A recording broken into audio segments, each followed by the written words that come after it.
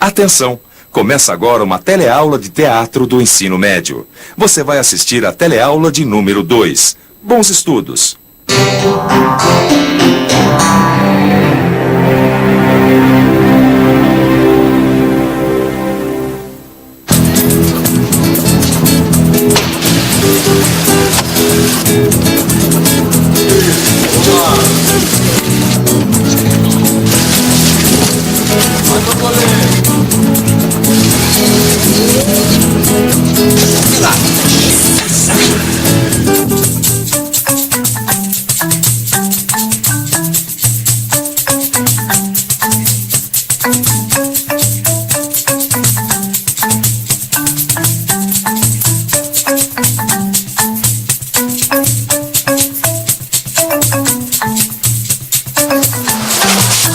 O objetivo do teatro, a princípio e agora, foi e é oferecer um espelho à vida, mostrar a virtude seus próprios traços, ao vício sua verdadeira imagem e a cada idade e geração sua fisionomia e características. Hamlet é uma das peças de teatro mais famosas do mundo, escrita pelo inglês William Shakespeare há mais de 400 anos. Nesse trecho que eu acabei de declamar, Hamlet diz que o teatro é um espelho, onde a sociedade e as pessoas se refletem, um espelho da vida e do mundo. Será mesmo? Que papel que você gostaria de representar que tem a ver com você? Um palhaço. Papai Noel. Um anjo. Uma palhaça. Por quê? Acho que eu sou muito religiosa. Chapeuzinho vermelho? Vamos tentar fazer? Vamos. Então vamos.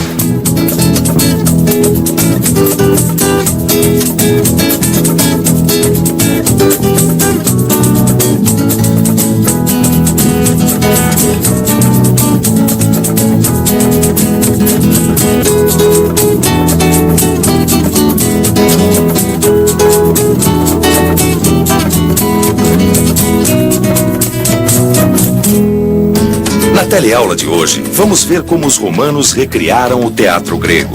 Vamos conhecer o circo romano e a nova atitude dos espectadores de teatro.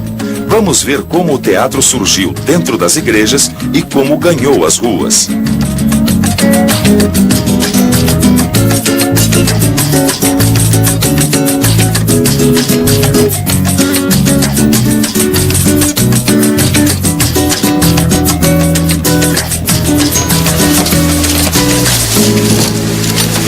E aí?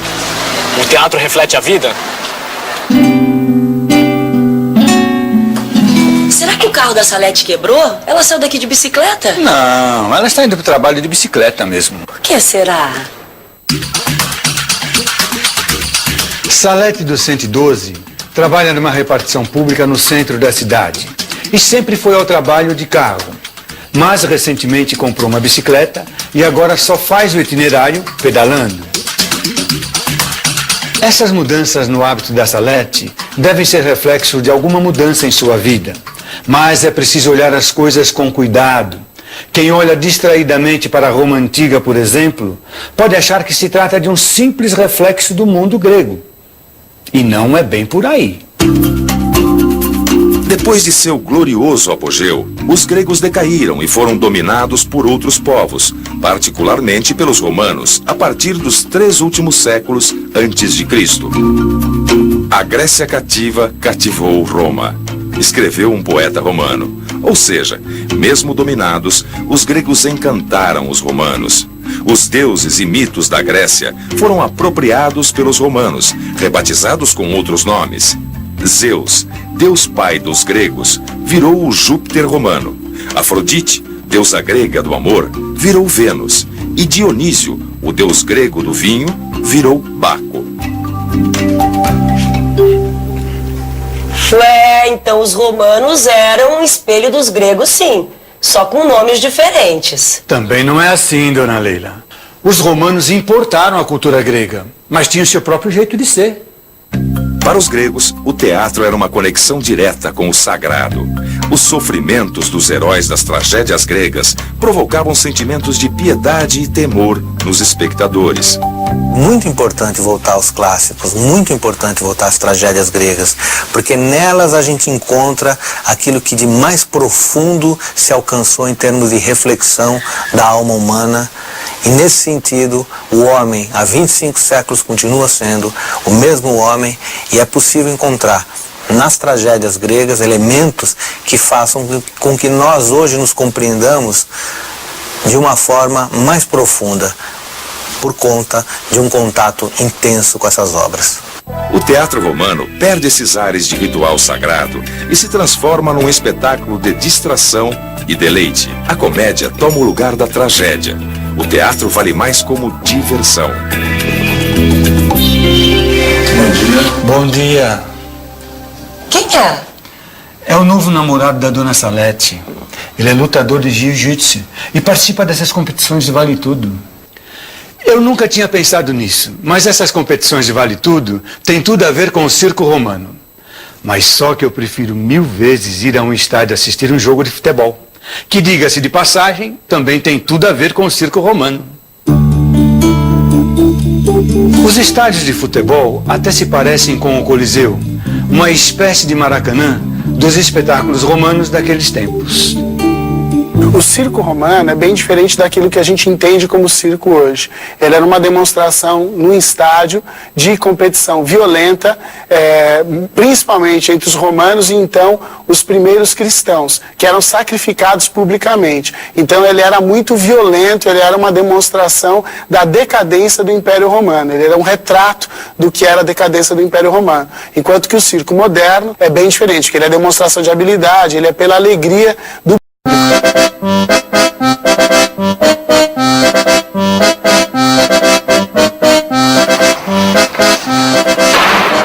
Primeira vez que você vem ao circo? Não, segunda. Não, imagina. Muitas vezes. Segunda vez. Nunca tinha visto. Acho que é uma terceira, quarta vez. Você já foi ao teatro? Já. E você acha que o circo tem a ver com o teatro? Eu acho que sim. Os dois estão representando, né? Uai, tem tudo a ver, tudo igual, né? E pra você, o circo tem alguma coisa a ver com o teatro? Sim, eu acho que os dois expressam a cultura, a arte, né? Se você fosse representar um personagem no circo, qual que seria? Não, acho que o palhaço. Não precisa. Malabarista. Um pouquinho de palhaça, um pouco de trapezista. Poder voar, né? O palhaço transmite a graça, transmite a alegria, e é isso que as pessoas estão precisando. Olha, o circo e o teatro caminham e nascem juntos. A diferença entre eles é que o circo é demonstração de habilidades, enquanto o teatro tem a representação. Representa-se uma situação, uma ação, e o público entende o que os personagens estão vivendo ali. As duas artes comungam no sentido de serem artes cênicas, expressão de pessoas ao vivo para um público presente e ao vivo. Ari, você já foi ver a Paixão de Cristo em Nova Jerusalém, em Pernambuco? Não. Isso sim vale a pena ver. Foi um dos espetáculos mais emocionantes que eu vi na minha vida. Eu fico toda arrepiada só de lembrar, olha. É como se a gente estivesse vendo a Paixão de Cristo acontecendo bem na frente dos nossos olhos, ao vivo. Nada a ver com esses espetáculos de circo romano. Nada mesmo. Esse tipo de teatro surgiu quando Roma Imperial e seus circos já faziam parte do passado. Foi durante a Idade Média. A Idade Média foi um período de intensa atividade da religião católica. O teatro ressurge nessa época durante as missas de domingo de Páscoa, para dramatizar a chegada das Marias em busca do corpo de Cristo. A aceitação foi tão grande que a igreja passou a encenar outras passagens da Bíblia nas missas. Era uma forma de divulgar os ensinamentos bíblicos. As representações ganharam força e, com medo de perder o aspecto sagrado da missa, as autoridades católicas proibiram o teatro dentro das igrejas. Essa teatralização dos rituais católicos e das histórias bíblicas ganhou então a praça pública. Vamos pensar um pouco. Opa, peraí. Então aquele espetáculo ao ar livre em Nova Jerusalém que a dona Leila viu, esse, quem diria, tem um passado medieval. Ou seja, esses autos religiosos, como eram conhecidas essas representações, ainda estão presentes em nossa cultura. O teatro popular brasileiro dos nossos dias ainda bebe nestas fontes medievais. E mais, os pastoris e as cavalhadas também têm influência direta do teatro medieval.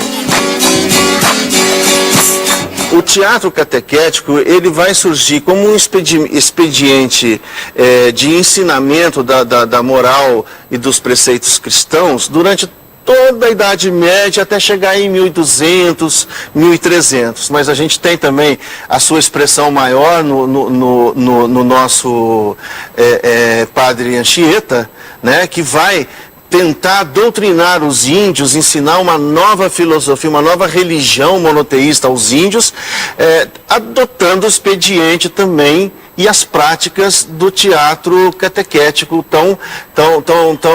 tão funcionais na Europa, né?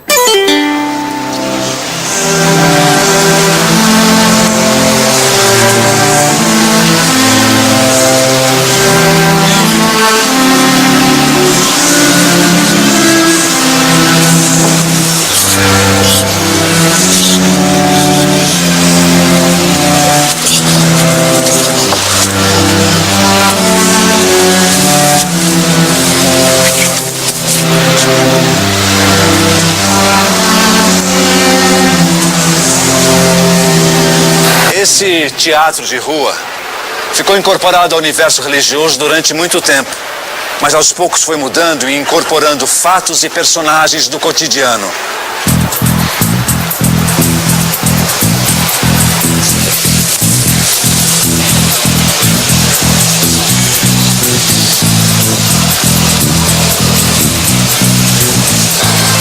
Tô indo pro norte. Se você quiser ir... Com você eu vou até pro inferno, quanto mais pro norte. No fim da Idade Média, o teatro já era totalmente laico, quer dizer, não religioso, e usava elementos do gênero teatral conhecido como farsa. A farsa é o menos sofisticado dos gêneros cômicos. Seu humor está apoiado no uso de estereótipos. É pouco refinado, mas muito eficiente e popular. A maioria dos programas humorísticos de televisão utiliza elementos deste gênero. E veja só que curioso. A raiz da farsa pode ser encontrada nos dramas satíricos gregos. O teatro de rua tem várias questões muito específicas. Primeiro, ele é muito aberto. Ele, em geral, é 180 graus. O público pode estar em várias posições para assistir o espetáculo. Ele não tem o conforto daquilo que a gente chama caixa preta, que é a caixa cênica, onde está o palco, né? Então, ele tem uma relação mais aberta. Ele tem que permitir ou não, por opção de quem o faz, a interferência das coisas que acontecem na rua, mas para ele ser essencialmente de rua, ele precisa dialogar com isso. Aquilo que está passando, seja um cachorro, um bêbado, um ônibus, ele precisa dialogar com isso. Além do que, a pessoa que está passando na rua, ela não está indo para assistir o espetáculo, ela é surpreendida pelo espetáculo. Então ela tem uma expectativa diferente daquela que sai de casa e vai ao teatro para assistir algum tipo de espetáculo. E atenção, se liga aí que é a hora da revisão. Na teleaula de hoje, vimos que os romanos recriaram o teatro grego. Ficamos conhecendo um pouco sobre o circo romano e a nova atitude do espectador do teatro que queria diversão. Vimos como o teatro surgiu dentro das igrejas na Idade Média e de como foi para as praças públicas. E por fim, aprendemos que os autos medievais foram se transformando em teatro de rua não religioso.